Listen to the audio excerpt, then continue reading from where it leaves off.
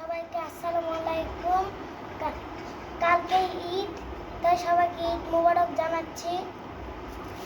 এই যে আম্মু এনেছে বাজার থেকে লেবু, বরবটি, লাউ শাক, এগুলো লাউ এনেছে। শাক না ওটা লাল শাক। লাল শাক। হুম। আর তারপরে একটা লেবু। আর কালকে কুরবানি, আমরা গরু কুরবানি দিব। আব্বু হচ্ছে গরু আনতে গেছে।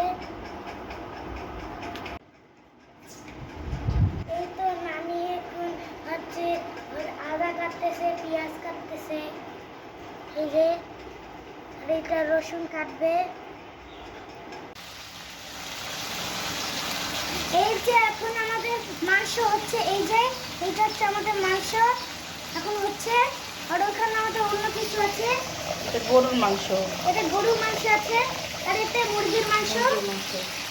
আর এগুলো এখন আছে, এখন এগুলো নান